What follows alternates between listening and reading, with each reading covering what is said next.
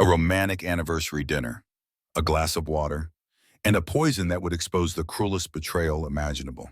Sarah Mitchell thought she was rebuilding her marriage. Instead, she walked into a trap so carefully planned, so viciously executed, that it would cost her everything: her home, her career, her reputation, and nearly her life. But what her husband and his mistress didn't count on was one thing: Sarah's refusal to stay down. This is the true story of how a poisoned pregnant wife fought back against a tech billionaire and his calculating mistress, and the shocking courtroom twist that changed everything.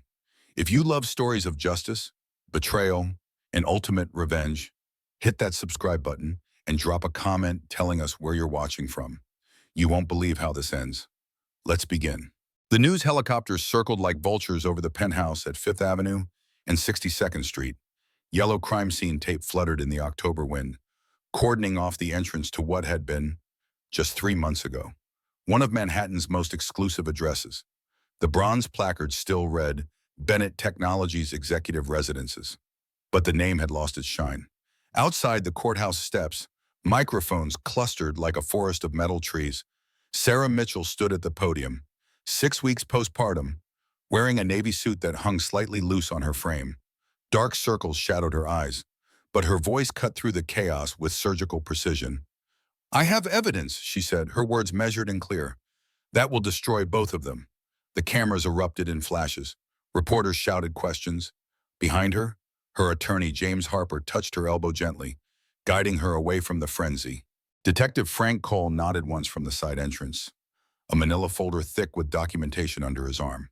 3 months earlier, Sarah had been a different woman. 3 months earlier, she had believed in second chances, in the power of love to overcome mistakes. 3 months earlier, she had nearly died. This is that story. The rain came down in sheets that Tuesday evening in July, turning the Manhattan sidewalks into rivers of reflected neon.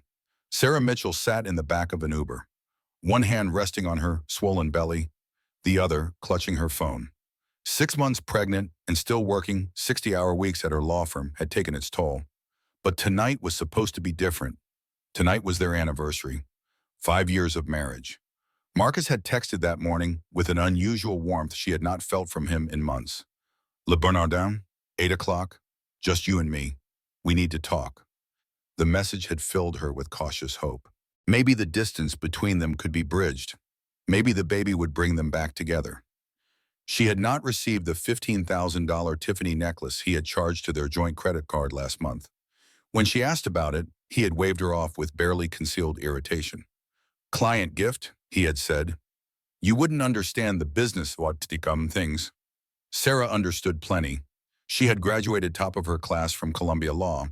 Before the pregnancy complications forced her to reduce her hours, she had been on track for junior partner at Morrison & Associates, one of the city's most prestigious corporate law firms.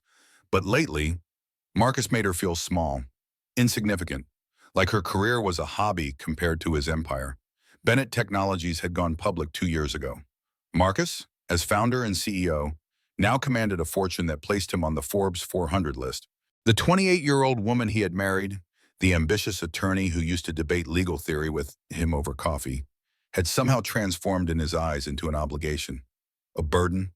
But tonight, she told herself, would be different. The Uber pulled up to the restaurant. Through the rain-streaked window, Sarah could see the elegant awning, the soft golden light spilling onto the wet pavement. She paid the driver, gathered her coat around her belly, and stepped into the downpour. Inside, the maitre d' greeted her with professional warmth. "Mrs. Bennett, your husband has already arrived. This way, please." Sarah followed him through the hushed dining room, past tables where Manhattan's elite conducted their discreet conversations over $30 appetizers and $100 bottles of wine. The restaurant smelled of fresh seafood and expensive perfume. Classical music played softly from hidden speakers. Then she saw the table. Marcus sat near the window, handsome as ever in his tailored charcoal suit, but he was not alone. Across from him sat a woman Sarah recognized immediately from company events. Natalie Cross, Vice President of Marketing, 31 years old, Harvard MBA, and according to industry publications, one of the rising stars in tech marketing. Natalie wore a red dress that hugged her figure with calculated precision. Her dark hair fell in perfect waves over her shoulders, Diamond studs glittered at her ears. When she laughed at something Marcus said, she touched his hand briefly, intimately. Sarah's stomach clenched. Not from the baby, from recognition. Marcus looked up as she approached. His expression shifted through several emotions too quickly to read, landing finally on something that looked like mild annoyance. "Sarah," he said, standing. "You made it. I hope you don't mind." Natalie joined us. "We have some business matters to discuss, and I thought we could combine it with our dinner." Natalie stood as well, extending her hand with a smile that did not quite reach her eyes. "Sarah, so lovely to see you again. Marcus has told me so much about you. Congratulations on the baby." The words were correct. The tone was perfect. But something in the way Natalie looked at her, something in the subtle possession of her body language as she stood next to Marcus, made Sarah's throat tighten. "Our anniversary dinner," Sarah said quietly, looking at Marcus. He had the grace to look uncomfortable for half a second. "Right. Yes, but this is important. The Anderson acquisition. Natalie needs my input on the marketing strategy. You understand." Sarah wanted to turn and walk out. She wanted to demand why their anniversary had become a business meeting, but the baby kicked sharply against her ribs, reminding her of all the reasons she needed this marriage to work. Financial security, health insurance, a father for her child. So she sat down. "Of course," she said. "I understand." The waiter appeared with menus and a wine list. Marcus ordered a bottle of Bordeaux without consulting Sarah, then seemed to remember her condition and added, "And sparkling water for my wife." Natalie smiled across the table. "How are you feeling? Pregnancy must be exhausting." "I'm managing," Sarah replied, trying to keep her voice neutral. She studied Natalie more carefully now. The woman was beautiful. Yes, but there was something else. A sharpness, a calculation behind every gesture. Marcus and Natalie dove into conversation about market positioning and brand strategy. Sarah tried to follow along, but the technical jargon mixed with inside jokes and shared references made her feel like an outsider at her own anniversary dinner. Every few minutes, Natalie would touch Marcus's arm to emphasize a point. He never pulled away.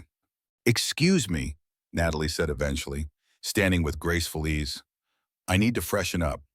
She walked toward the restrooms, her red dress drawing appreciative glances from other diners. Sarah watched her go, then turned to Marcus. "Why is she really here?" Marcus did not look at her. He studied the wine menu as if it contained the secrets of the universe. "I told you, business. On our anniversary." "Sarah, don't start." His voice carried a warning edge. "You know how important this acquisition is? Natalie is integral to the strategy. I needed her input. You needed it tonight at 8 o'clock at the restaurant where we got engaged." Now he looked at her, and his eyes were cold. "You're being emotional. It's the hormones. You've been like this for months." The words hit her like a slap. Sarah felt tears prick at her eyes and hated herself for it. "I'm being emotional because my husband brought another woman to our anniversary dinner. She's a colleague. She's more than that. I can see it." "Marcus." He leaned forward, his voice dropping to a harsh whisper. "You see what you want to see. Maybe if you had stayed engaged with my career instead of obsessing over baby clothes and nursery colors, you would understand the pressures I'm under. Natalie understands. She's been invaluable." Before Sarah could respond, Natalie returned to the table. She slid into her seat with a satisfied smile and reached for her wine glass. The waiter arrived moments later with Sarah's sparkling water, placing it in front of her with a small bow. "Thank you," Sarah murmured. Natalie leaned forward slightly. "That glass looks cleaner. Here, take this one." She pushed her own untouched water glass toward Sarah. "I noticed a spot on yours." Sarah glanced at the glass. It looked perfectly clean to her, but she was too tired to argue over something so trivial. "Oh, thank you." She switched the glasses. What Sarah did not see was the security camera mounted discreetly in the corner, its lens capturing everything. What she did not see was the brief moment when Natalie had stood in the corridor near the restrooms, away from prying eyes, and carefully crushed 2 pills into powder before slipping them into Sarah's water glass. What she did not see was the calculated coldness in Natalie's eyes as she had stirred the powder until it dissolved completely. But the camera saw it all. Sarah lifted the glass to her lips and took a long drink. The water tasted normal, cool, Refreshing. She set the glass down and tried to focus on the conversation, though her mind kept circling back to the way Marcus looked at Natalie, the way he had not looked at her in over a year. Have you ever trusted someone completely, only to realize you never really knew them at all? That moment when the foundation of your world shifts, and suddenly every memory becomes suspect. Sarah was about to learn that lesson in the cruelest way possible. 20 minutes passed. The appetizers arrived. Sarah picked at her scallops while Marcus and Natalie discussed profit margins and market share. The numbers blurred together. Sarah felt warm, too warm. She loosened her collar slightly and took another sip of water. Her heart began to race. At first, she thought it was anxiety, the stress of the evening catching up with her. But then her vision started to blur at the edges, like looking through a fogged window. The classical music seemed to grow louder and then softer in waves. Her hands began to tremble. "Marcus," she said softly, "something's wrong." He did not even look up from his phone, where he was checking stock prices. "You're always tired these days. Maybe you should have stayed home." "No, I mean," Sarah pressed a hand to her chest.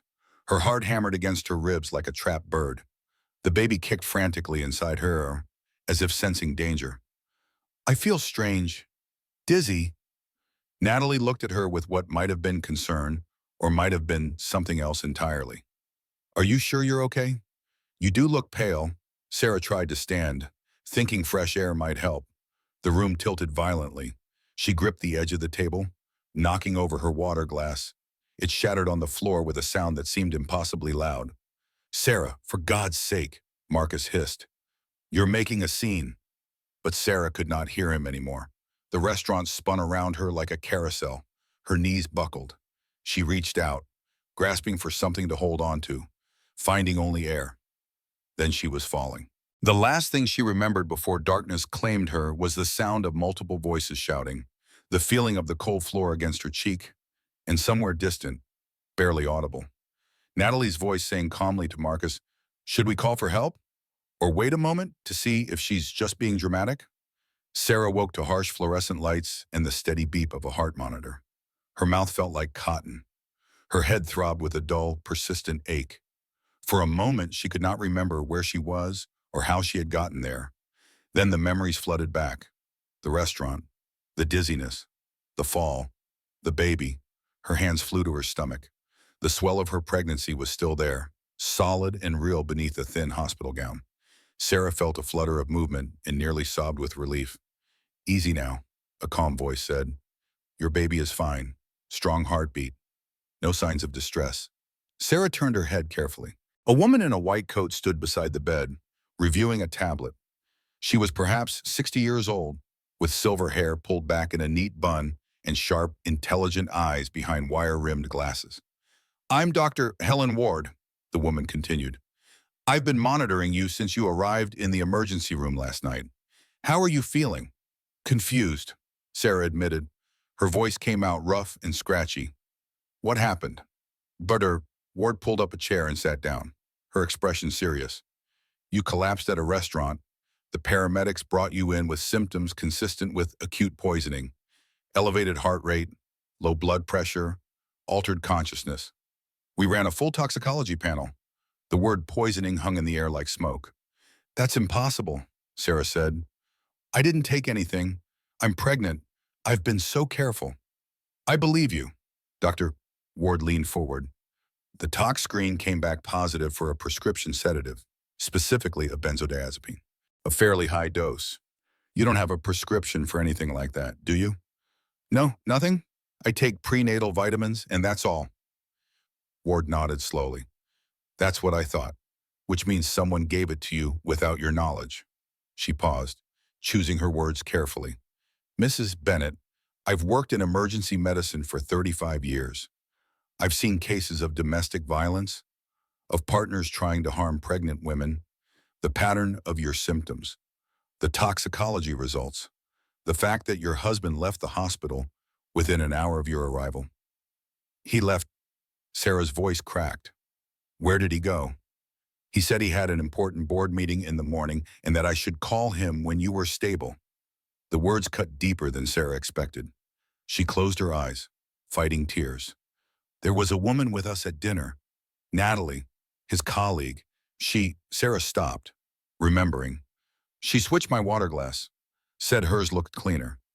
Ward's expression hardened. I need to call the police. No, wait.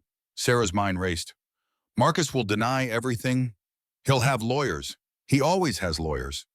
Evidence doesn't lie, Mrs. Bennett. And if someone tried to poison you, they may try again. Before Sarah could respond, the door opened. A man in a rumpled suit entered, holding a badge. Mrs. Bennett, I'm Detective Frank Cole. Dr. Ward called me about your case. Over the next hour, Sarah recounted everything. The anniversary dinner, Natalie's presence, the switched water glass, her collapse. Detective Cole took notes in a worn notebook, his expression neutral but focused. Le Bernardin has security cameras, he said finally.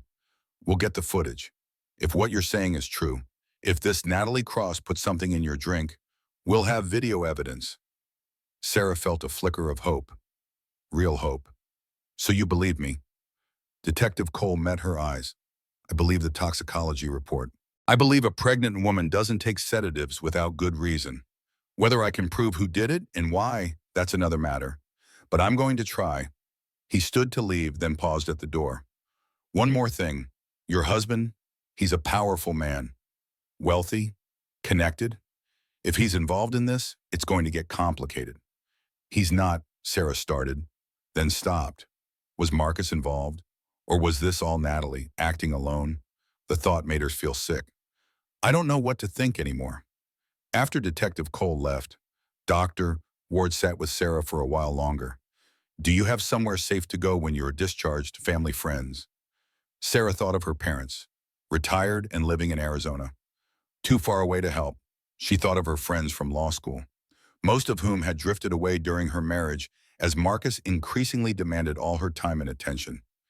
Except one. Claire, sure, or Sarah said. Claire Anderson, we went to Columbia together. She's the only one who... Her voice broke. She's the only one who told me Marcus was wrong for me. Ward squeezed her hand gently. Call her. You're going to need someone in your corner. Sarah did. Claire arrived within the hour, her blonde hair pulled into a messy ponytail.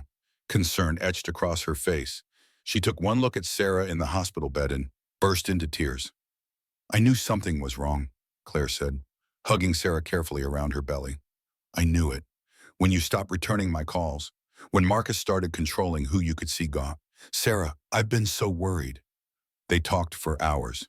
Sarah told her everything, and Claire listened with the focused attention of the brilliant attorney she was. When Sarah finished, Claire's expression had transformed from sympathy to cold fury.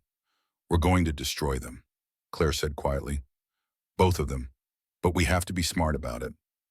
The next morning, Sarah was discharged. Dr. Ward gave her strict instructions to rest and monitor for any lingering symptoms. As Sarah was signing the discharge papers, Detective Cole appeared again. I got the security footage from the restaurant, he said without preamble. His expression was grim. We need to talk. They found a quiet consultation room. Detective Cole pulled out his laptop and opened a video file. Sarah and Claire watched in silence as the footage played. The camera angle showed their table from above. They watched Natalie excuse herself, watched her stop in the corridor near the restrooms.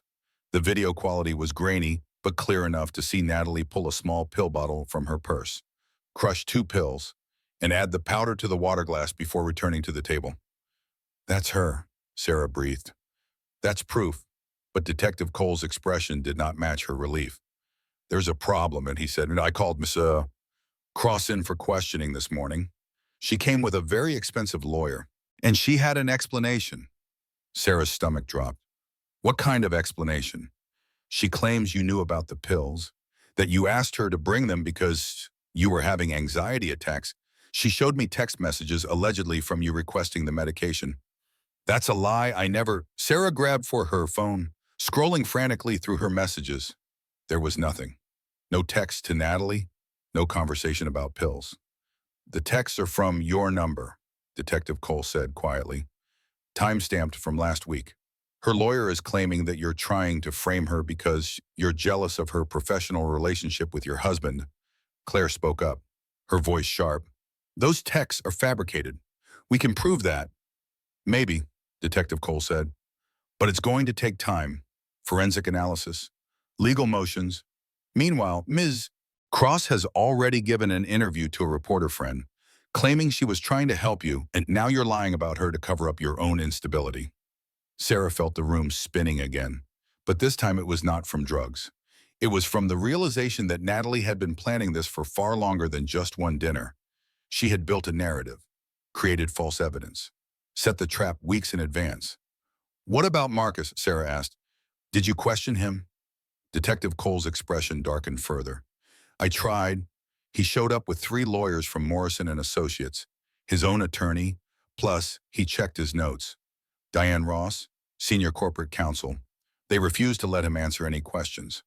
But they did present this. He handed Sarah a document.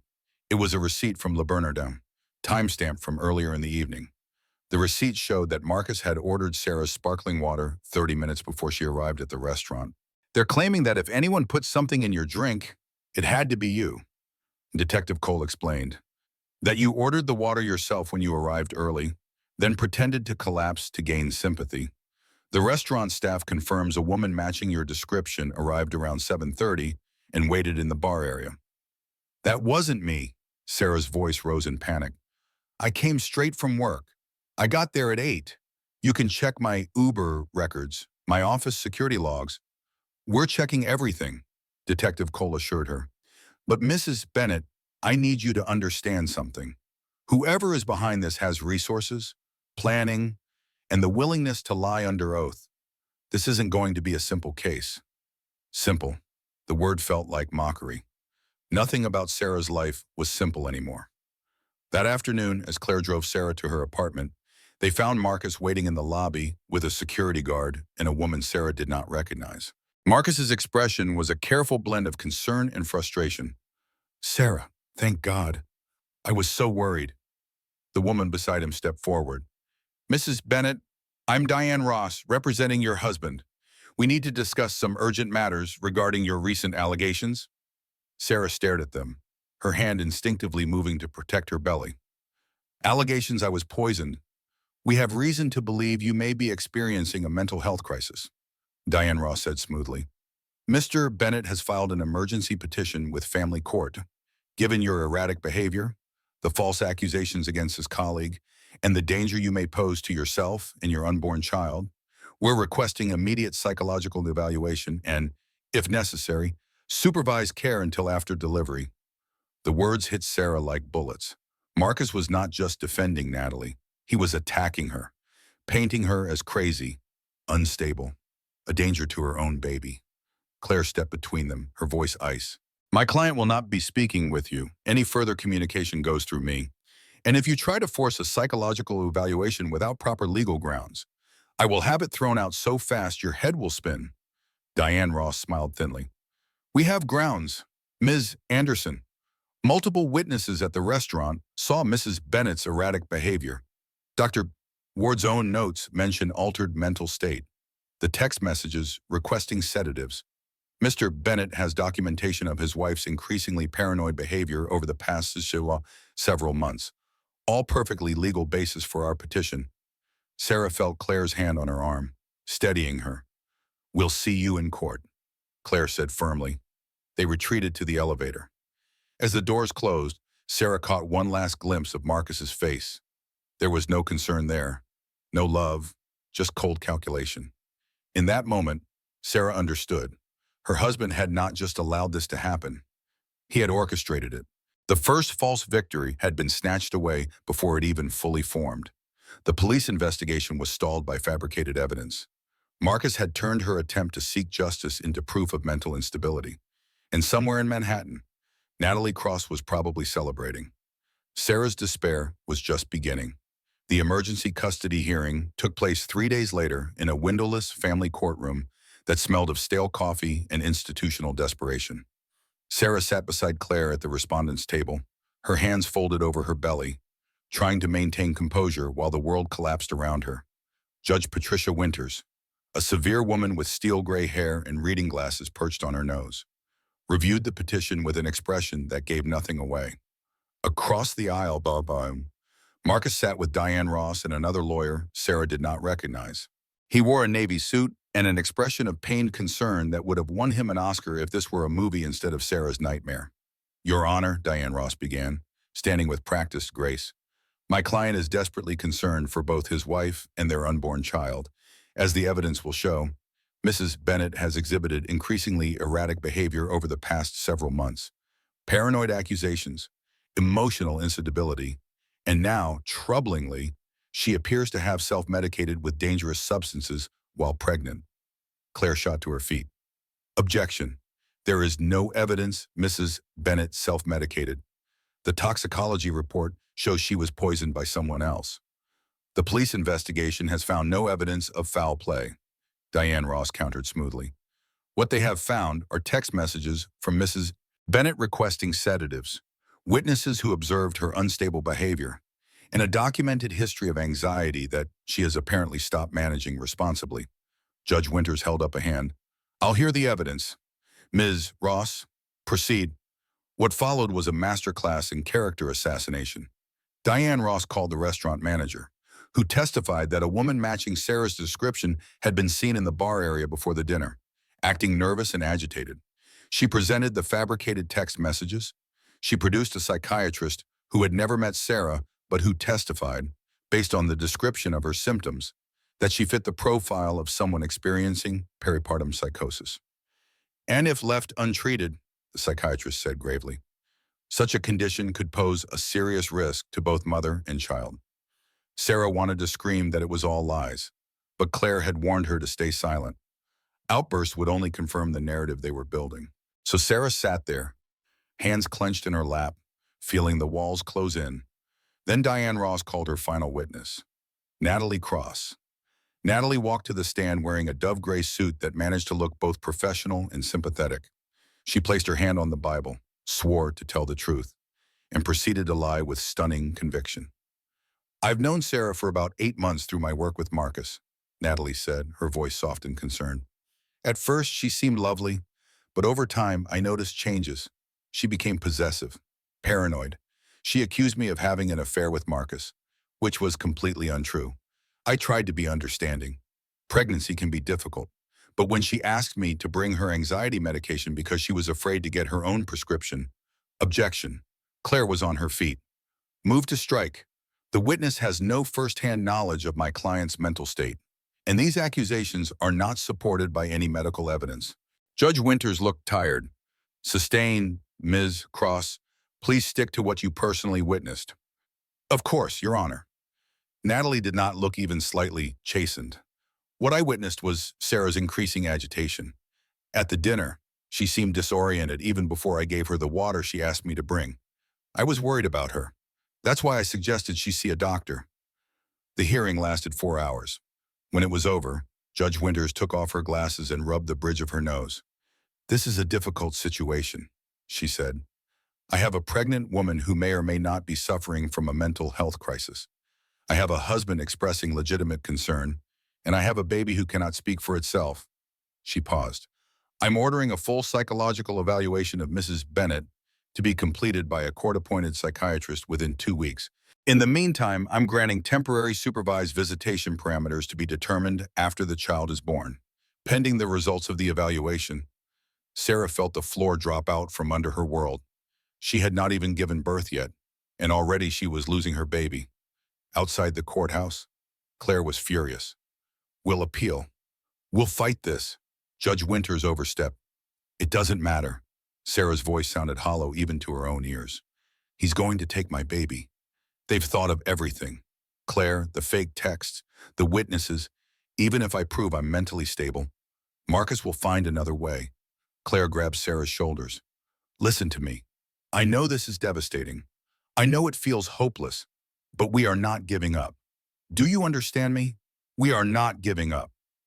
But giving up was exactly what Sarah felt like doing, especially when she got home that evening to find her apartment building's locks had been changed. A security guard she had never seen before stood at the entrance. Mrs. Bennett, I have instructions not to allow you inside until further notice. Mr. Bennett has filed a domestic restraining order. You'll need to contact his attorney to arrange for retrieval of your personal belongings. Sarah stared at him. This is my home. My name is on the lease.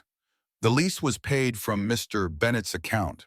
According to building management, he's the primary tenant. I'm sorry, ma'am. I'm just following orders.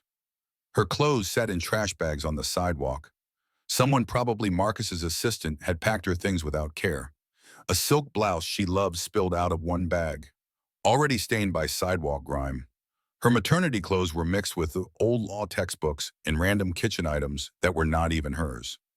Claire took Sarah to her place, a small one-bedroom in Brooklyn that barely had room for one person, let alone two. Sarah spent that night on Claire's couch, staring at the ceiling, feeling her baby move inside her and wondering how she was going to survive this. The next morning brought catastrophe number 2. Sarah's phone rang at 7 a.m. It was her former boss at Morrison & Associates, senior partner Margaret Foster. Sarah, I'm so sorry to do this over the phone, Margaret said, her voice stiff with discomfort. But we've received some concerning information about your current situation. Given the nature of our firm's clientele and the need to maintain absolute professionalism, you're firing me. Sarah's voice was flat. We're suggesting you take an extended leave of absence, unpaid, until your personal matters are resolved. Marcus called you.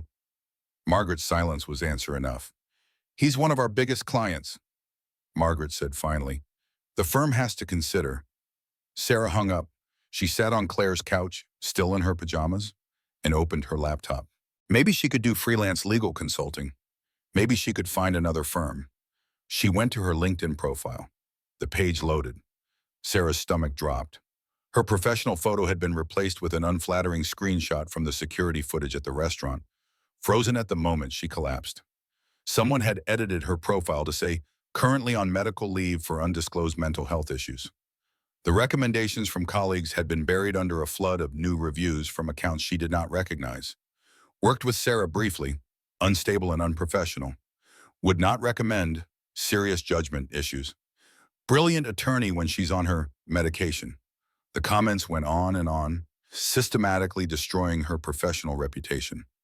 Sarah clicked on one of the accounts. It had been created 3 days ago. She checked another, same thing, all fake accounts, all created within the past week, all posting coordinated attacks on her credibility. Natalie ran marketing and PR for a tech company. This was her expertise, and she was using it to annihilate Sarah's career. Sarah's phone rang again. This time it was the New York State Bar Association. Ms. Mitchell, we've received a formal complaint regarding your conduct. Until the investigation is complete, we're placing your license under review. You'll need to appear before the Ethics Committee next month. What complaint? Who filed it, Barab? Marcus Bennett. He's alleging that you made false accusations against his employees and have been practicing law while impaired by substances, given your recent hospitalization. Sarah ended the call. She could not breathe. The room was spinning. She was 6 months pregnant, homeless, jobless, and now potentially about to lose her law license. Everything she had built, everything she was, systematically destroyed in less than a week. Claire found her an hour later, still sitting on the couch, staring at nothing. Sarah, honey, talk to me. Sometimes the hardest part is not the betrayal itself, but watching others believe the lies about you. Sarah was learning that lesson in real time, watching her life reduced to a series of false narratives that somehow felt more real to the world than the truth. They're going to win, Sarah whispered. Marcus and Natalie, they've thought of everything, fake evidence, witnesses, professional destruction. Even if I prove they poisoned me, I've lost my career, my home, my reputation, and when this baby is born, I'll lose her too. Claire knelt in front of her. No, you won't, because we're going to find something they missed. Every criminal makes a mistake. We just have to find it. But Sarah could not see how. The catastrophes kept coming, each one worse than the last, and the worst was yet to come. 2 weeks passed in a blur of legal motions and mounting despair. Sarah underwent the court-ordered psychological evaluation. spending 3 hours with a psychiatrist who asked whether she heard voices that weren't there. The psychiatrist was professional, but Sarah left feeling like a specimen under a microscope. Claire worked 18-hour days filing appeals. Sarah tried to help, but pregnancy brain and constant stress triggered early contractions that sent her to the emergency room twice. During one of those visits, Dr. Ward said something that changed everything. "I've been thinking about your case. The timing, the sophistication of the cover-up. This wasn't spontaneous. Someone planned this carefully." She paused. "Have you considered there might be other evidence, communications between your husband and Natalie that reveal their plan?" Sarah had obsessed over this, but Marcus's phone was locked with biometric security. Hacking his accounts would be illegal, making any evidence inadmissible. "I can't break into his phone and your email," Sarah said. "It would destroy our case." "I'm not suggesting anything illegal," but Ward said carefully. "I'm suggesting you think about other witnesses, people who might have seen or heard things. Sometimes the people invisible to powerful men see everything." The idea took root. Marcus had an executive assistant, Jennifer, who had worked for him for 7 years. She had been present for countless meetings, phone calls, private moments. Sarah called Claire that night. "We need to talk to Jennifer Stewart." "She won't talk to us," Claire said immediately. "She's loyal to him. Probably signed multiple NDAs." "Maybe, but what if she's not as loyal as he thinks?" 3 days later, Claire tracked Jennifer down at a coffee shop near Bennett Technologies. The woman was in her mid-40s, efficient-looking in a tailored blazer. When Claire approached, Jennifer's expression closed down. "I have nothing to say. Please leave me alone." "5 minutes," Claire said quietly. "Just listen. If you want us to leave after that, we will." Jennifer checked her watch impatiently. 2 minutes. Claire sat down. "Sarah is 8 months pregnant and living on my couch. Marcus has taken everything, her home, her job, her reputation, and he's going to take her baby. All because she found out about the affair. Mr. Bennett's personal life is not my concern, even when it includes attempted murder." Jennifer's coffee cup paused. "What are you talking about?" "Sarah was poisoned. Natalie Cross put sedatives in her drink. We have security footage, but they've created false evidence to make it look like Sarah did it to herself. They're claiming she's mentally unstable. They're going to take her child." Jennifer set down her cup. Something flickered in her eyes. Fear, guilt. "Why are you telling me this?" "Because you've worked for Marcus for 7 years. You've seen how he treats people. You've seen how he's changed since Natalie arrived, and I think you know this is wrong." For a long moment, Jennifer said nothing. Then, very quietly, "I can't help you. I have a family, a mortgage. I need this job. Sarah needs someone to tell the truth, and her baby deserves a mother who isn't branded as crazy." Jennifer stood, gathering her things. "I'm sorry, I really am. But I can't." Claire watched her go, but as Jennifer reached the door, she paused, turned back, walked over and placed something on the table. A flash drive. "I saw this fall out of your bag," Jennifer said loudly. Then quietly, "Don't contact me again. If anyone asks, we never spoke." She was gone before Claire could respond. That night, Claire and Sarah opened the flash drive with shaking fingers. What they found made Sarah's blood run cold. Email exchanges between Marcus and Natalie, going back 9 months, before the pregnancy, before Sarah knew anything was wrong. "The prenup is airtight," Marcus had written. "She gets nothing in a divorce unless I'm proven at fault, and her lawyer will never prove an affair if we're careful." Natalie's response, "What if we make her seem unstable? Paranoid, push her until she breaks." Marcus, "Pregnancy makes women emotional. Easy to paint as irrational." The exchanges continued, charting deliberate psychological abuse, Marcus documenting every time Sarah cried, framing normal emotions as evidence of instability, Natalie researching postpartum psychosis and how to simulate its symptoms. Then, dated 3 days before the anniversary dinner, Natalie, "The sedative angle could work. Small dose. Make her disoriented in public. We build the narrative that she's self-medicating." Marcus, "Too risky. What if something goes wrong?" Natalie, "Then we have a tragic accident and you're free. Either way, we win." Sarah felt bile rise. They had planned everything. The fake text, the public collapse, the custody battle, all meticulously orchestrated to either destroy her credibility or kill her. This is it, Claire breathed. This is proof. Conspiracy to commit assault, maybe attempted murder. They worked through the night, documenting every email, checking timestamps, building a timeline. Detective Cole met them at a diner. He reviewed the flash drive, his expression darkening with each page. Where did you get this? A source with legitimate access to the company email system. They willing to testify? Claire shook her head, terrified, but the emails are authentic. Detective Cole closed his laptop. This changes things. With this evidence, I can get warrants for both of them. He looked at Sarah. This is going to get ugly. Are you prepared? Sarah thought about her baby, due in less than a month. She thought about everything Marcus and Natalie had taken. I'm prepared, she said. The next 48 hours moved fast. Detective Cole presented the evidence to Prosecutor Richard Sullivan, a sharp-eyed man who had built his career prosecuting white-collar criminals. This is good, Sullivan said. We can file charges. Conspiracy to commit assault, fraud, possibly attempted murder. When? Sarah asked. We need to move carefully. Bennett has expensive lawyers, but I can have warrants ready by end of week. Sarah allowed herself to hope. Real hope. The evidence was solid. Justice was finally within reach. Then, 3 days later, the news broke. Sarah was at Claire's apartment when her phone exploded with notifications. She opened Twitter to find her name trending. The top video had been viewed over 2 million times. It showed Natalie Cross at a press conference, crying actual tears. I tried to help Sarah, Natalie said, her voice breaking. She was struggling with anxiety. She asked me to help her get medication her doctor wouldn't prescribe. I felt sorry for her. I wanted to be kind. She wiped her eyes.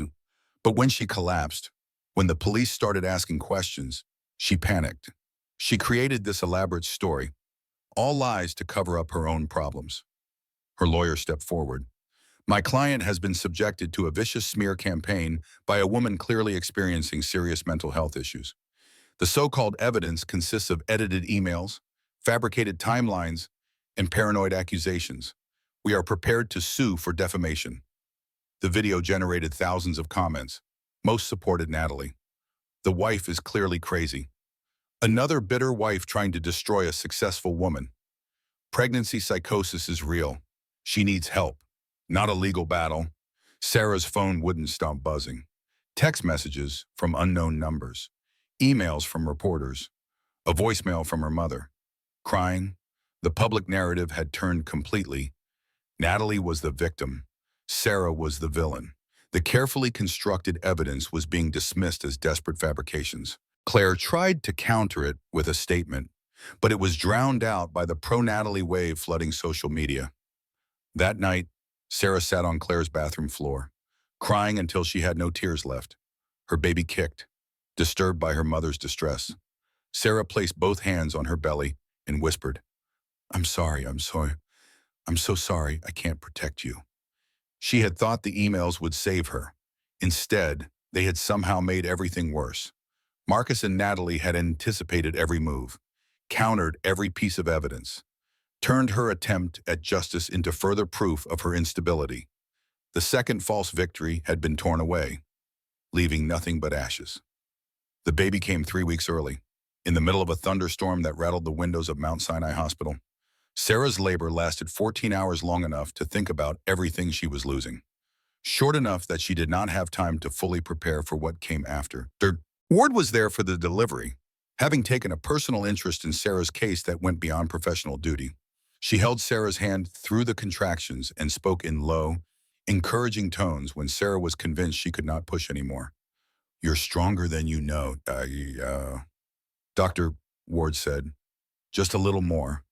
Claire was there too, tears streaming down her face as she wiped Sarah's forehead with a cool cloth. You can do this. You're the strongest person I know. But when the baby finally arrived, 6 pounds, 8 ounces, with a full head of dark hair and lungs that announced her presence to the entire maternity ward, Sarah's first emotion was not joy. It was terror. Because waiting under the hospital corridor, as per Judge Winter's temporary custody order, was a court-appointed social worker who would evaluate whether Sarah was fit to take her own child home. The baby was placed in Sarah's arms for exactly 20 minutes. 20 minutes to memorize her daughter's face, to feel the weight of her, to breathe in that newborn smell that everyone said you never forgot. Sarah named her Emma after her grandmother, Emma Rose Mitchell. Then the social worker, a tired-looking woman named Mrs. Patterson, began her assessment. "How are you feeling, Sarah?" "Exhausted, happy, terrified." Mrs. Patterson wrote something in her notebook. "Are you still experiencing the symptoms that led to your hospitalization?" "I was poisoned." "Those were not symptoms of mental illness." More writing. "Are you on any medications currently?" "Prenatal vitamins, that's all." "And you're living where?" "With my friend Claire, temporarily, until I can afford my own place." Mrs. Patterson looked up. "You don't have employment currently?" "I'm on involuntary leave from my law firm, because my husband called them and—" Sarah stopped, realizing how it sounded. Paranoid, accusatory, exactly what they wanted her to seem. The assessment lasted an hour. When it was over, Mrs. Patterson gave Sarah a tight smile. "I'll submit my report to the court within 72 hours. In the meantime, you may have supervised visitation with Emma, 2 hours per day, here at the hospital. She's my daughter. I understand this is difficult, Sarah, but the court's priority is the baby's welfare. Until your psychological evaluation is complete and reviewed, these are the parameters we're working with." They took Emma to the nursery. Sarah watched through the window as nurses placed her daughter in a bassinet, swaddled in a pink blanket. Marcus arrived 20 minutes later with Diane Ross and a different social worker, one he had apparently hired privately to document his fitness as a father. He held Emma with practiced ease, speaking softly to her while photographers captured the moment. The next day, those photos would appear in the society pages of 3 different publications. Tech CEO bonds with newborn daughter amid custody battle. Marcus looked like a devoted father fighting for his child against an unstable mother. The narrative was set, and Sarah could not break it. The next 2 weeks were a special kind of torture. Sarah was allowed her 2 hours per day with Emma, always supervised, always documented. Every smile, every tear, every moment of hesitation was noted by social workers and reported to the court. Meanwhile, Marcus had overnight visits. Emma was sleeping at his penthouse, being cared for by a rotation of professional nannies Sarah had never met. Claire tried to keep Sarah's spirits up, but even she was running out of optimism. The appeals were going nowhere. The evidence they had gathered was being systematically discredited, and Sarah's reputation was in such shambles that even sympathetic lawyers would not touch her case. One night, Sarah sat in Claire's bathroom with a bottle of prescription pain medication left over from the delivery. She counted the pills, thought about how easy it would be to just stop fighting, to let the darkness win. Then her phone rang. It was Dr. Ward. "Sarah, I need you to come to my office tomorrow. Alone. Don't tell anyone where you're going." "Why, what's happened?" "Just come, 10 a.m. It's important." Sarah almost did not go. What was the point? But some stubborn part of her, the part that had graduated top of her class, that had built a career through sheer determination, refused to give up completely. Ward's office was in a medical building on the Upper West Side. The waiting room was empty when Sarah arrived. Dr. Ward met her at the door, ushered her inside quickly, and locked the door behind them. "I found something," Dr. Ward said without preamble. "Or rather, someone found me." She turned on her computer and pulled up a video file. The footage showed a hospital corridor. The timestamp was from the night Sarah gave birth. In the video, Marcus stood in the hallway, speaking on his phone. The audio was muffled but audible. "It's done," Marcus said. "The baby's here. Sarah won't get custody. The social worker practically guaranteed it. Once this is finalized, we can move forward with our plans." A pause while he listened to the other person. "Yes, I know the optics are bad, but in 6 months, everyone will forget. We'll get married, you'll be the stepmother, and Sarah will be irrelevant. Just keep playing the victim for now. The public loves you." Another pause. "I don't care what this is about control. She doesn't get to take half of everything I built just because she got pregnant. The prenup was clear. This way, I get my daughter and my money." The video ended. Sarah stared at the screen. How did you get this? Security footage. I have a friend in the hospital's IT department. When I told him about your case, he went back through the tapes from the night Emma was born. He found this and called me immediately. This proves everything, Sarah breathed. This proves Marcus planned all of it, that he's lying about caring for Emma, that he's only doing this for money and control. It proves more than that, Dr. Ward said quietly. It proves premeditation, conspiracy, and it gives you leverage. For the first time in months, Sarah felt something other than despair. She felt anger, cold, focused anger. We need to get this to Detective Cole. Already done. I sent it to him this morning. He's bringing it to the prosecutor as we speak. The video changed everything. Within 24 hours, Detective Cole had expanded the investigation. Richard Sullivan, the prosecutor, filed additional charges against Marcus for conspiracy to commit fraud and attempted parental alienation. More importantly, they obtained a warrant to search Marcus's home and office. What they found there was damning. In Marcus's home office, hidden in a locked drawer, were documents outlining a detailed plan to destroy Sarah's credibility. Character witnesses he had paid to testify against her, the names of social media accounts he had created to flood her LinkedIn with negative reviews, financial records showing payments to the psychiatrist who had diagnosed her with peripartum psychosis without ever meeting her. And in Natalie's apartment, police found the prescription bottle for the sedative that had shown up in Sarah's toxicology report. The pills matched, the dosage matched, and fingerprints on the bottle matched the ones on the water glass from the restaurant. The case against them was no longer circumstantial. It was ironclad. The arrest happened on a Tuesday morning. Sarah was at Claire's apartment when Detective Cole called. We picked them up an hour ago. Both of them.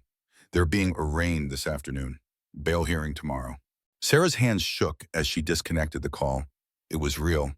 Finally, impossibly, it was real. Claire grabbed her in a fierce hug. We did it. We actually did it. But Sarah knew better. The arrests were just the beginning. The real fight would happen in court, where Marcus would deploy every expensive lawyer and dirty trick he could afford, where Natalie would cry and play the victim and try to convince a jury that she was innocent. Still, for the first time in months, Sarah allowed herself to believe that justice might actually be possible. Strength is not about never falling. It is about who you become when you rise. Sarah had fallen further than she thought possible. But she was not staying down. The Bennett case dominated headlines for weeks, transforming Sarah's nightmare into public spectacle. Cable news pundits dissected every detail while social media swung between condemning Marcus and defending him. Sarah ignored it all, focusing on Emma and the approaching trial. After Marcus's arrest, Judge Winters granted Sarah full temporary custody. For the first time since Emma's birth, Sarah could hold her daughter without supervision, without social workers documenting every moment. That first night alone with Emma, Sarah sat in Claire's spare room watching her baby sleep, still unable to believe this was real. The trial began on a cold November morning. Thomas Fletcher, the victim's advocate Claire had recommended, gave Sarah final instructions before they entered the courthouse. Let the evidence speak, he said. Don't react to the defense. You're a mother fighting for her child. That's your only story. The courtroom was packed. Sarah sat behind the prosecution table with Claire and Dr. Ward flanking her. Across the aisle, Marcus had 3 attorneys from Manhattan's most prestigious firm. Natalie sat at a separate table with her own lawyer. Their strategy was clear. If they couldn't prove innocence, they would blame each other. Prosecutor Richard Sullivan built his case methodically. He presented the emails between Marcus and Natalie, showing months of planning. Jennifer Stewart, Marcus's former assistant, testified under immunity. I heard them planning it, Jennifer said, her voice steady despite visible nerves. Mr. Bennett told Ms. Cross that his wife was the only obstacle to his freedom. Ms. Cross suggested making Sarah seem unstable. They laughed about it. The defense tried to discredit her, pointing out her resignation after 15 years of service. I resigned, Jennifer corrected, after I realized I was working for someone who would poison his pregnant wife. The restaurant security footage played for the jury enhanced and slowed, clearly showing Natalie crushing pills and adding them to Sarah's water glass. Several jurors looked visibly shocked. Dr. Robert Matthews, the toxicologist, testified about the sedative dosage. In my professional opinion, this was not accidental. Someone deliberately administered a dangerous substance to a pregnant woman with intent to cause harm. The most damaging testimony came from Diane Ross, Marcus's corporate lawyer, who had been granted immunity. She dismantled Marcus's defense with clinical precision. Mr. Bennett approached me 6 months before the poisoning, she testified. He wanted to know how to exit his marriage without violating the prenup. I advised that adultery would void his protections. He asked if there was a way to make his wife appear mentally unfit. The courtroom erupted. The judge called for order. I told him that would be fraud. Diane Ross continued, meeting Marcus's eyes. He said he would find another way. I should have reported him then. When Marcus took the stand against his lawyer's advice, Richard Sullivan cross-examined him with surgical precision. You paid witnesses to testify against your wife's character. I was protecting my daughter. You created fake social media accounts to destroy her professional reputation. That was not personally some. You told Ms. Cross, quote, "This is about control." What did you mean? Marcus faltered, his polished exterior cracking. I meant she was trying to control the narrative. Or did you mean you wanted to control your wife, control whether she could work, where she lived, whether she could raise her own child? That's not. Did you tell your lawyer you wanted to make your wife appear mentally unfit? I was exploring legal options, including poisoning her. I never poisoned anyone. But you knew Ms. Cross planned to drug your wife. The emails prove you discussed it. Marcus's lawyer objected, but the damage was done. The jury had seen him lose composure, seen the anger beneath his polish. Natalie tried tears in victimhood. Sarah threatened me, she claimed, dabbing her eyes. She said she would destroy my career. When Marcus suggested something to help her calm down, I thought it would help. So you admit to drugging Mrs. Bennett, Richard Sullivan asked. I thought they were herbal supplements. Marcus said they were safe. Did you research the medication before giving it to a pregnant woman? I trusted Marcus. You didn't think, or perhaps you thought you wouldn't get caught. The trial lasted 3 weeks. The jury deliberated for 4 days. Sarah spent that time pacing Claire's apartment, feeding Emma, trying not to imagine acquittal. On the 4th day, Thomas Fletcher called. They have a verdict. Sarah's hands shook so badly Claire had to button her coat. Dr. Ward met them at the courthouse. Whatever happens, Dr. Ward said, you fought. You told the truth. That matters. The jury filed in, refusing to look at the defendants. Judge Richard Blackwell reviewed the verdict form with no expression. Will the defendants please rise? Marcus and Natalie stood. For the first time, Marcus looked afraid. In the matter of the state of New York versus Marcus Bennett, on the charge of conspiracy to commit assault in the first degree, how do you find Toyin guilty? Sarah's breath caught. On the charge of attempted murder in the second degree, guilty. The courtroom erupted. Behind Sarah Belikihau, someone was crying. On the charge of fraud in the first degree, guilty. Every charge, guilty, guilty, guilty. Then the foreperson turned to Natalie. In the matter of the state of New York versus Natalie Cross, on the charge of attempted murder in the first degree, how do you find guilty? Natalie collapsed, sobbing. Her lawyer caught her as she fell into her chair. Guilty on all charges, conspiracy, assault, fraud, attempted murder. Judge Blackwell revoked bail immediately. The defendants are remanded into custody pending sentencing. Sarah watched bailiffs lead Marcus and Natalie away in handcuffs. Marcus walked with his head down, his expensive suit rumpled. Natalie was still crying, her makeup smeared. Outside, Sarah gave a brief statement to the media. I want to thank the jury for seeing the truth. What happened to me happens to countless women every day. Partners who weaponize the legal system. People who exploit pregnancy to control and manipulate. I hope my case helps others recognize those patterns and fight back. In the car, Claire had Emma waiting, safe and oblivious to the chaos. Sarah climbed into the back seat and held her daughter close, breathing in her baby smell and letting the tears finally come. Not tears of sadness, relief, exhaustion, the release of months of terror. You did it, Claire said softly.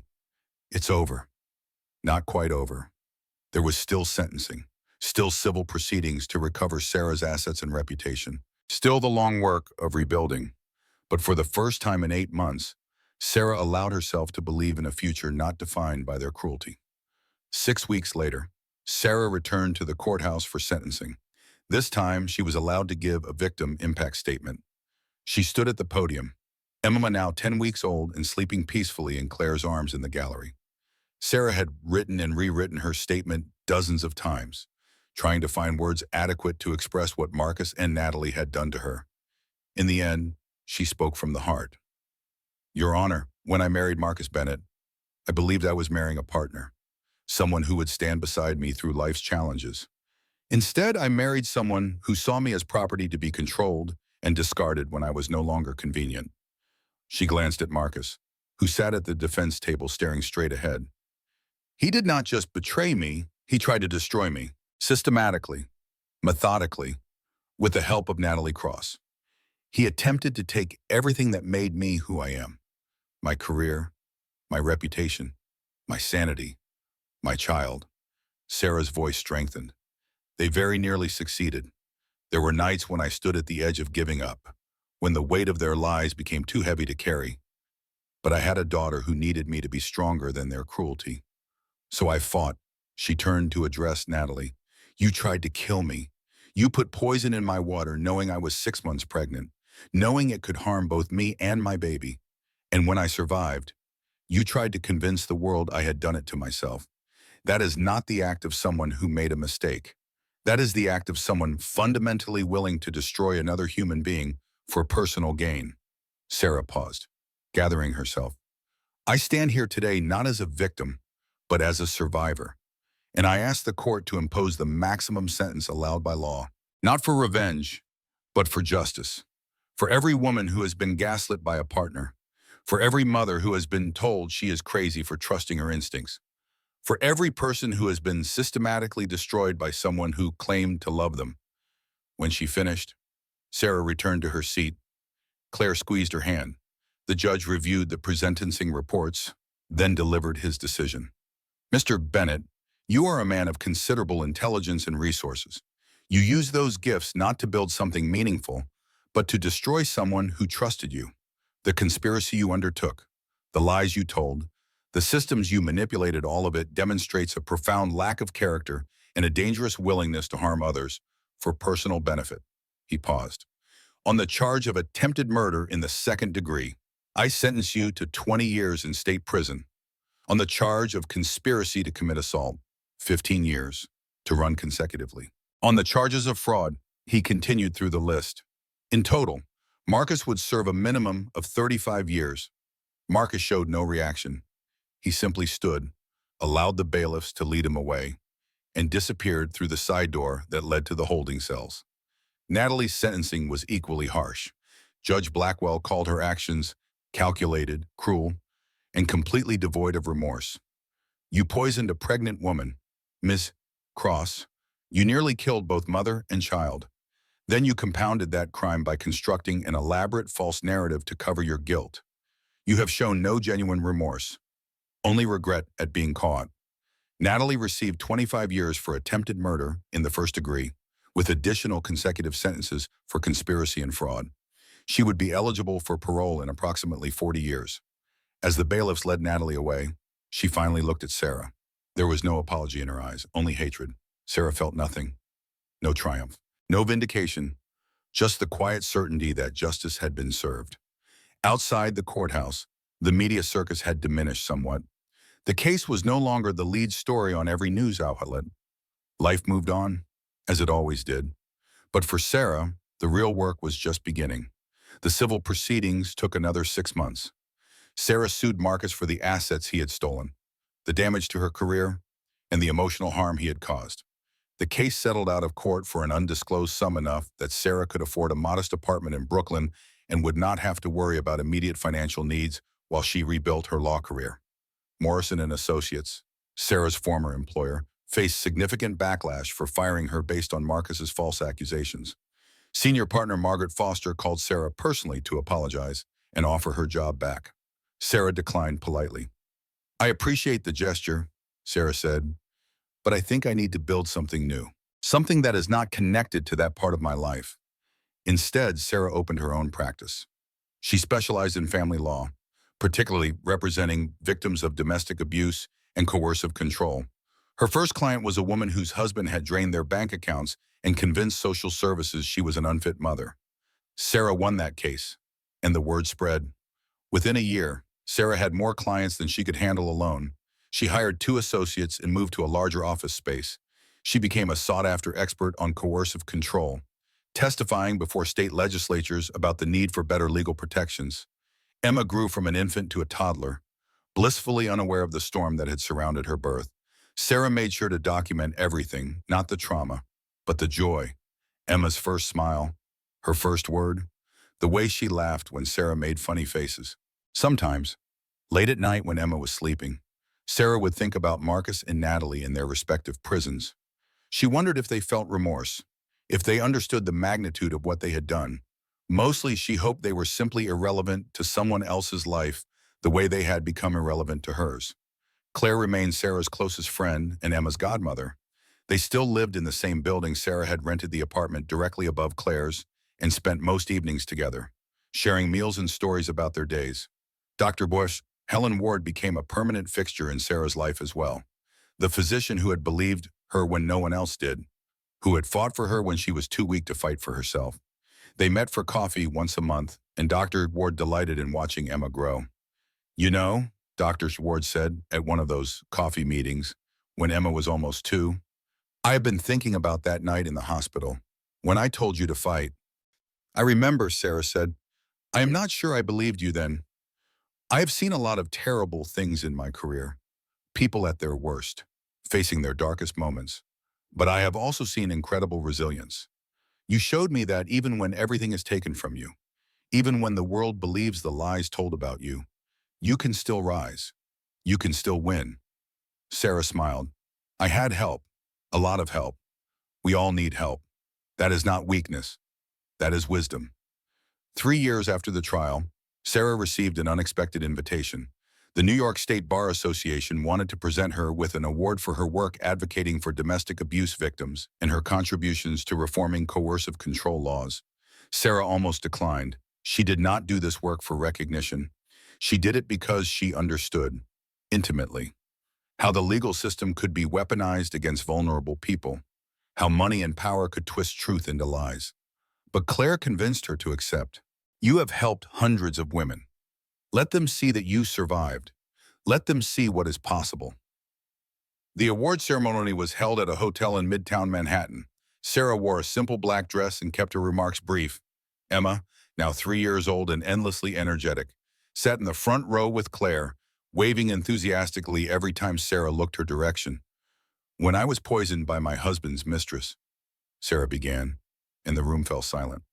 "I thought my life was over. I was 6 months pregnant, facing criminal accusations, losing my home and career. The systems that were supposed to protect me were being used as weapons against me." She paused, making eye contact with the audience. Many of them were lawyers, judges, law students, people who worked within those systems. But I had advantages that many victims do not have. I had a law degree. I had a friend willing to fight for me. I had evidence.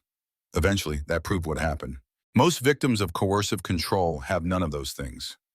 They have partners who isolate them, manipulate them, and convince the world that the victim is the problem.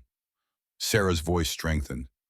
"The work we have done together, the new legislation, the training programs for judges and police, the support networks for victims that work matters. But it is not enough. We need family courts that understand coercive control. We need prosecutors willing to take on powerful defendants. We need a society that believes victims instead of assuming they are lying." She looked at Emma, who was now trying to climb onto Claire's lap. "My daughter will grow up in a world where her mother fought back and won.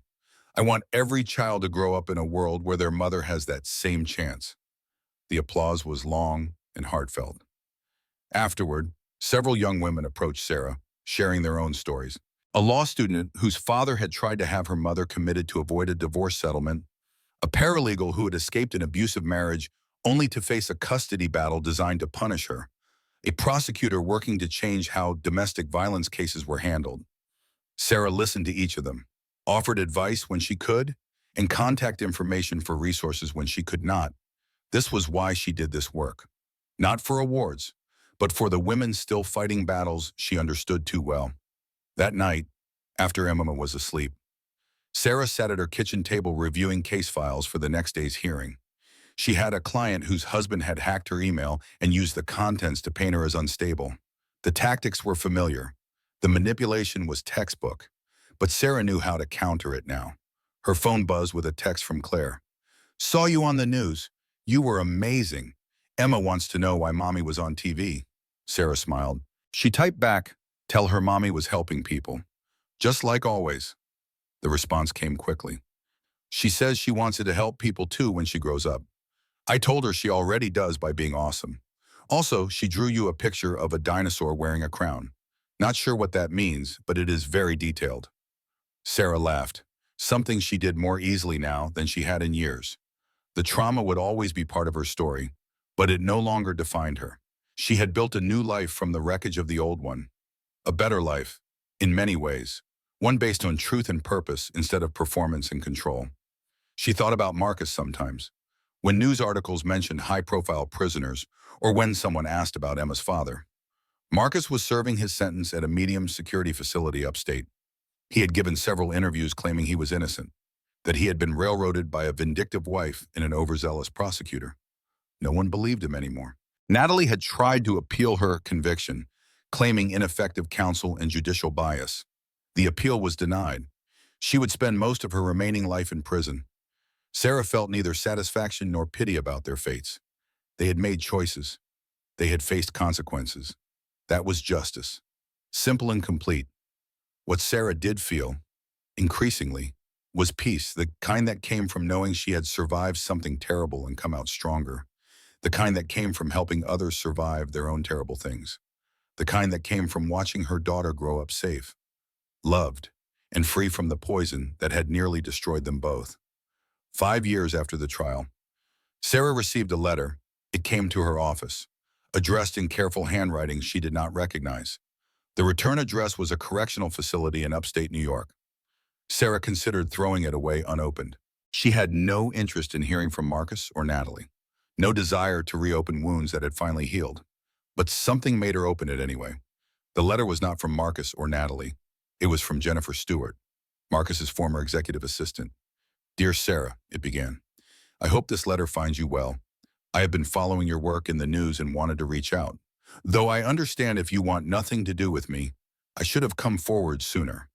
I should have stopped what was happening instead of just documenting it. That failure is something I think about every day." Jennifer went on to explain that she had started volunteering with a domestic violence prevention program, speaking to corporations about how to recognize and report coercive control in the workplace. "I tell them about what I saw at Bennett Technologies," she wrote, "how I watched a man systematically destroy his wife's credibility and did nothing because I was afraid for my job. How I convinced myself it was not my business, that I was just an assistant, that I had no power to change anything. I was wrong. I had power. I just did not use it."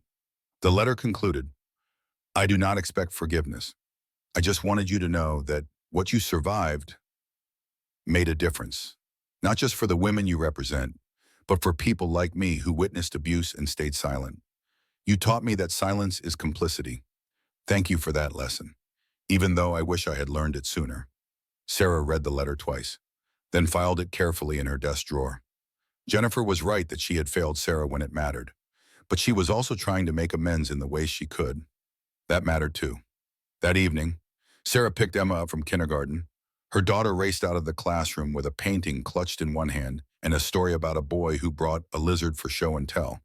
And then the lizard ran away and we all had to help find it. And Mrs.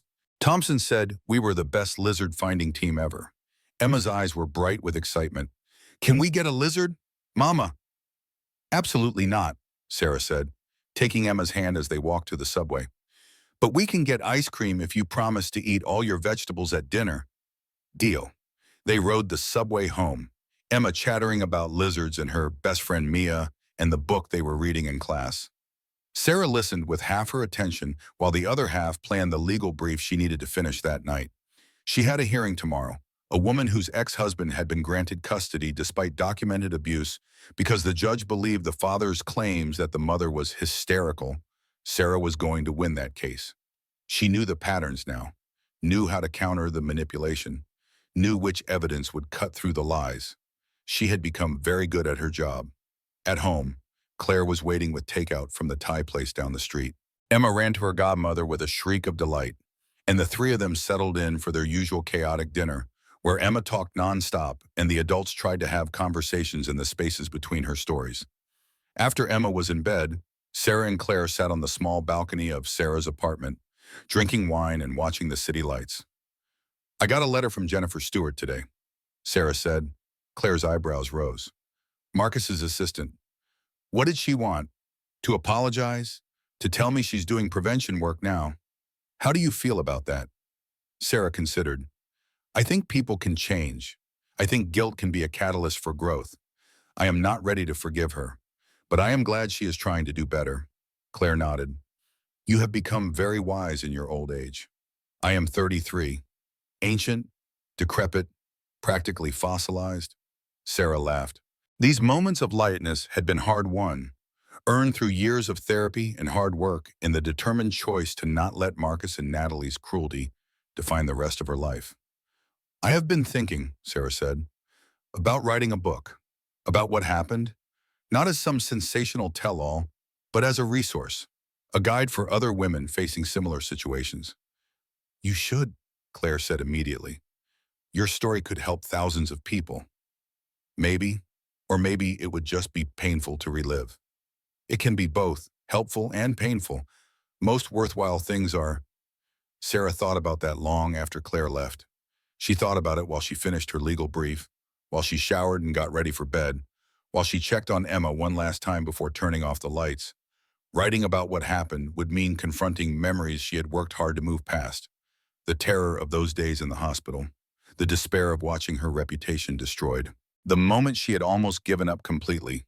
But it would also mean sharing the lessons she had learned. How to recognize coercive control, how to document abuse when no one believes you, how to find allies and build a case and fight back even when the odds seem impossible. Sarah decided she would do it. She would write the book. But first, she had a hearing to win tomorrow. The next morning, Sarah stood in the family court and presented evidence of her client's ex-husband's controlling behavior. Text messages that tracked her every movement, financial records showing how he had isolated her economically, witness testimony from friends who had watched the abuse escalate.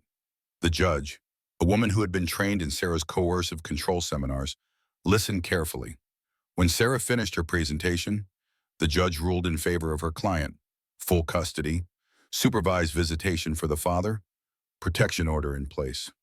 Sarah's client collapsed in tears of relief. "Thank you," she whispered. "Thank you for believing me."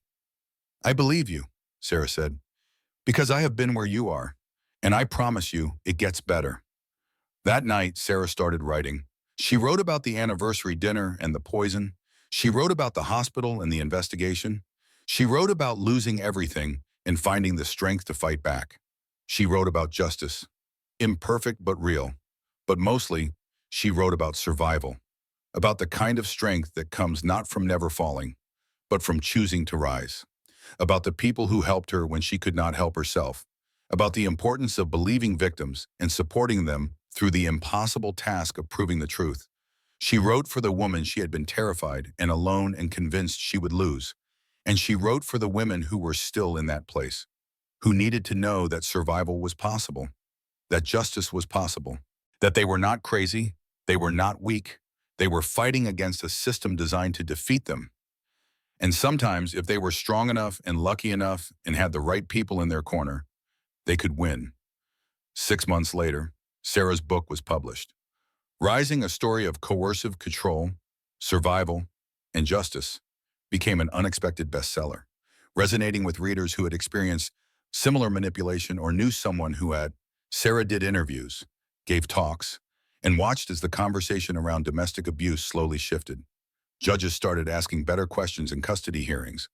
Police received better training on recognizing coercive control. And most importantly, victims started to believe that their experiences mattered, that the truth would eventually surface. that fighting back was worth it. Emma was 7 years old when she first asked about her father. "Why don't I have a daddy?" she asked one evening while Sarah was tucking her into bed. Sarah had known this conversation was coming.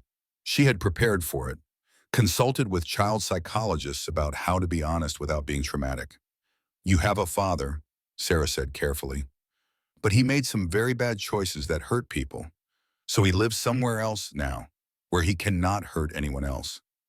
"Did he hurt you?" "He tried to, but I was strong enough to stop him." Emma thought about this. "Will I see him? When you are older, if you want to, we can talk about it. But right now, you are safe with me, and you are loved. That is what matters." Emma seemed satisfied with this answer. She snuggled into her blankets and asked Sarah to read one more chapter of the book they were working through. Later, Sarah stood in Emma's doorway, watching her daughter sleep. Emma's face was peaceful, untroubled by the storm that had surrounded her birth. She would grow up knowing her mother had fought for her. She would grow up strong and safe. Sarah thought about the woman she had been 5 years ago, collapsing on a restaurant floor, poisoned and alone. That woman would barely recognize who Sarah had become: a successful attorney, a published author, a mother raising a child who would never doubt her worth. The journey from that restaurant to this moment had been brutal.